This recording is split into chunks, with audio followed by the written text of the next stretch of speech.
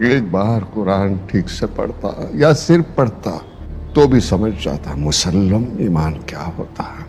Doctor Maurice بکیل جو عیسائی تھے، انہیں چنا گیا تھا ریسرچ کے لیے ممی آف منپٹا کا۔ ممی آف منپٹا وہ فرعون جو موسیٰ علیہ السلام کے وقت تھا، اس کے جسم، اسے کہتے ہیں ممی، اس کے اوپر ریسرچ کرنے کے لیے ڈاکٹر موریس بکیل کو چنا گیا تھا۔ اور کیونکہ ڈاکٹر موریس بکیل عیسائی تھے اور بائبل پڑھ چکے تھے، وہ جانتے تھے کہ موسیٰ علیہ السلام کا پیچھا کرتے کرتے فرعون دریا میں ڈوب گیا تھا۔ لیکن جب وہ سعودی عربیہ پہنچتے ہیں، وہاں ایک مسلمان انہیں کہتا ہے کہ قرآن مجید میں لکھا ہے سورہ یونس میں سورہ نمبر 10 آیت نمبر 92 میں کہ اللہ سبحانہ وتعالیٰ فرماتے ہیں کہ ہم فرعون کے جسم کو محفوظ رکھیں گے تاکہ وہ آنے والے لوگوں کے لیے نشانی بنے۔ جب موریس بکیل کو یہ پتا چلا کہ قرآن مجید 1400 سال پرانی کتاب ہے، اس میں یہ لکھا ہے کہ ہم فرعون کے جسم کو محفوظ رکھیں گے تاکہ آنے والے لوگوں کے لیے نشانی بنے، وہ چونک گئے اور وہ قرآن مجید کا ترجمہ پڑھے۔ اور قرآن مجید کا ترجمہ پڑھنے کے بعد اتنا متاثر ہوئے کہ قرآن مجید کو اچھے سے جاننے کے لیے انہوں نے 50 سال کی عمر میں عربی سیکھی۔ آپ سوچ سکتے ہیں ایک غیر مسلم، ایک عیسائی 50 سال کی عمر میں عربی زبان سیکھ رہا ہے قرآن مجید کو سمجھنے کے لیے۔ اور قرآن مجید کی تحقیق کرنے کے بعد انہوں نے ایک کتاب لکھی، بائبل، قرآن اور سائنس۔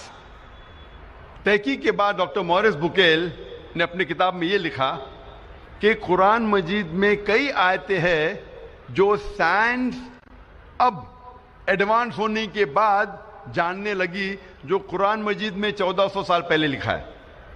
اور ڈاکٹر موریس بکیل کہتے ہیں کہ قرآن مجید میں ایک بھی آیت نہیں ہے جو سائنس سے ٹکراتی ہے، لیکن بائبل میں کئی ورسز ہے جو سائنس سے ٹکراتے ہیں۔ یہ مثال دینے کی یہ وجہ ہے میری، یہ کہنے کے لیے کہ ایک غیر مسلمان عیسائی 50 سال کی عمر میں عربی زبان سیکھتا ہے قرآن مجید کو بہتر سمجھنے کے لیے۔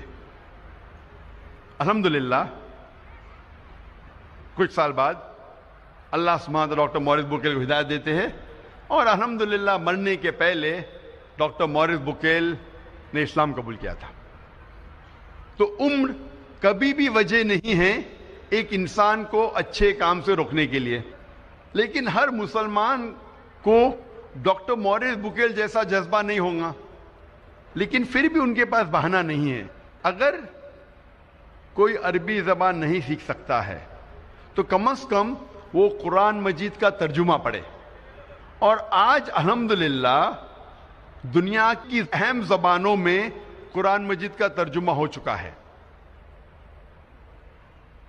مولانا عبد المجید دریابادی فرماتے ہیں کہ ساری دنیا میں سب سے مشکل کتاب جس کا ترجمہ کیا جا سکتا ہے وہ قرآن مجید، کیونکہ قرآن مجید کی زبان آسمانی زبان ہے، اللہ سبحانہ و تعالیٰ کی زبان ہے، اور یہ معجزہ زبان ہے۔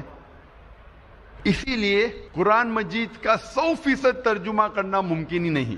لیکن الحمدللہ کئی علماء دین نے کئی سال ریسرچ کرنے کے بعد الحمدللہ دنیا کے اہم زبانوں میں قرآن مجید کا ترجمہ کر چکے ہیں۔ اور ہم اگر قرآن مجید کا ترجمہ پڑھیں گے تو بے شک ہمیں اللہ سبحانہ و تعالیٰ کا جو پیغام ہے اس کے بارے میں پتہ لگے گا۔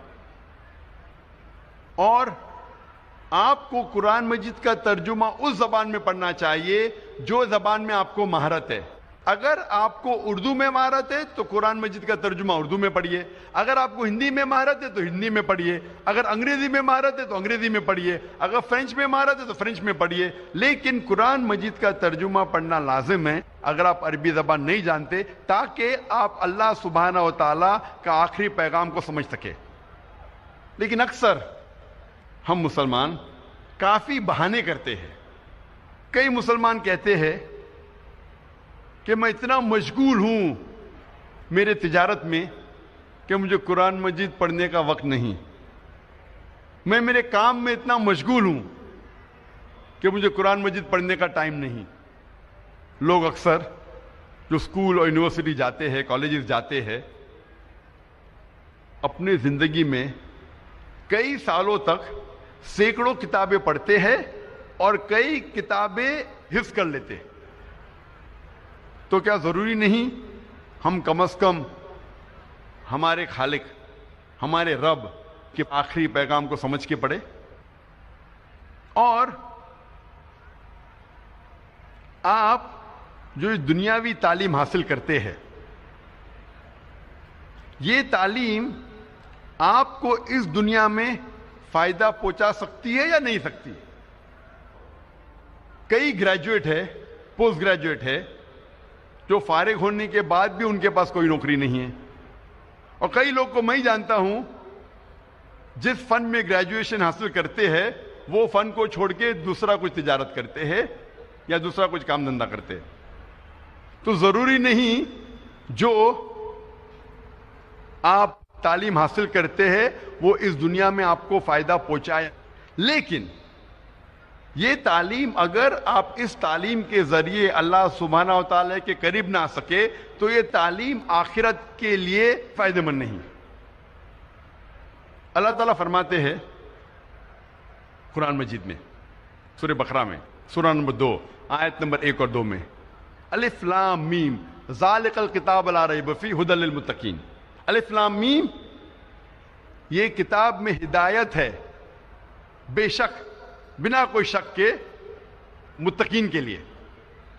اللہ تعالیٰ فرماتے ہیں کہ اس قرآن مجید میں آپ کو فائدہ ہے اس دنیا میں اور آخرت میں بھی. اور اللہ تعالیٰ فرماتے ہیں سورہ کہف میں، سورہ نمبر 18 آیت نمبر 54 میں، کہ اللہ سبحانہ و تعالیٰ نے اس قرآن مجید میں کئی مثال پیش کی ہے جو انسانوں کے لیے فائدہ مند ہیں. اور اللہ تعالیٰ پیغام دہراتے سورہ الزمر میں، سورہ نمبر 39 آیت نمبر 27 میں، کہ اللہ سبحانہ و تعالیٰ نے اس قرآن مجید میں کئی مثال پیش کی ہے جو انسانوں کے لیے فائدہ مند ہیں. تو یہ قرآن مجید جب آپ پڑھیں گے تو نہ ہی آپ کو اس دنیا میں فائدہ ہوگا بلکہ آخرت میں بھی فائدہ ہوگا. اور آپ اتنے سال ضائع کرتے ہیں کتاب پڑھنے کے لیے، ڈگری حاصل کرنے کے لیے، قرآن مجید پڑھنے کے لیے کتنا وقت لگتا ہے؟ اگر آپ قرآن مجید فاسٹ پڑھیں گے تو چند دنوں میں آپ قرآن مجید پڑھ سکتے ہیں. لیکن محمد صلی اللہ علیہ وسلم کی حدیث ہے جو صحیح حدیث ہے ترمذی میں، اللہ کے رسول فرماتے کہ جس نے قرآن 3 دن سے کم میں پڑھا تو اس نے قرآن مجید کو نہیں سمجھا. تو اگر آپ قرآن مجید کو آہستہ پڑھیں گے، ایک منزل ہر روز، تو آپ قرآن مجید 7 دن میں پڑھ سکتے ہیں. اور آہستہ پڑھیں گے اگر ہر روز ایک جز، ایک پارہ، تو قرآن مجید آپ مکمل کریں گے 30 دن میں، 1 مہینے میں. کیا ہمارا فرض نہیں کہ ہم اللہ کا کلام، اللہ کا آخری پیغام، ہمارے خالق، ہمارے رب کے آخری پیغام کو سمجھ کے پڑھے؟ مسلمانوں کو اکثر غلط فہمی ہے کہ قرآن مجید صرف مسلمانوں کے لیے نازل ہوا اور یہ غیر مسلمانوں کے لیے نہیں ہے. اللہ سبحانہ و تعالیٰ فرماتے ہیں قرآن مجید میں، سورہ ابراہیم میں، سورہ نمبر 14 آیت نمبر 1 میں، الف لام را، ہم نے یہ کتاب نازل کی محمد صلی اللہ علیہ وسلم پہ تاکہ وہ انسانوں کو اندھیرے سے روشنی میں لے آئے، سارے انسانوں کو، نہ کہ صرف مسلمانوں کو.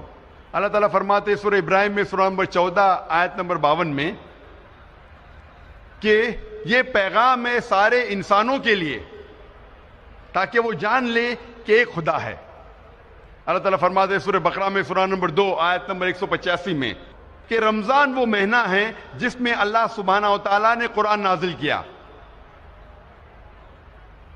ہدایت کے لیے سارے انسانوں کے لیے، اور یہ فرقان ہے جو حق اور باطل کے درمیان فیصلہ کرتا ہے. اللہ تعالیٰ فرماتے ہیں سورہ الزمر میں سورہ نمبر 39 آیت نمبر 41 میں کہ ہم نے قرآن نازل کیا محمد صلی اللہ علیہ وسلم پہ تاکہ وہ انسانوں کو ہدایت دے. قرآن مجید میں یہ نہیں کہا گیا ہے کہ صرف مسلمانوں یا عربوں کو ہدایت دے، لیکن سارے انسانوں کو ہدایت دے. قرآن مجید صرف مسلمانوں کے لیے نہیں بلکہ سارے انسانوں کے لیے ہے. اللہ تعالیٰ فرماتے ہیں سورہ انبیاء میں سورہ نمبر 21 آیت نمبر 107 میں وما ارسلناک الا رحمت للعالمین، کہ ہم نے محمد صلی اللہ علیہ وسلم کو نہیں بھیجا لیکن رحمت بنا کے سارے انسانوں کے لیے، سارے عالموں کے لیے. اللہ تعالیٰ فرماتے قرآن مجید میں کہ محمد صلی اللہ علیہ وسلم رحمت بنا کے بھیجے ہیں، نہ کہ صرف مسلمانوں کے لیے، نہ کہ صرف عربوں کے لیے، بلکہ ساری انسانیت کے لیے، سارے عالموں کے لیے.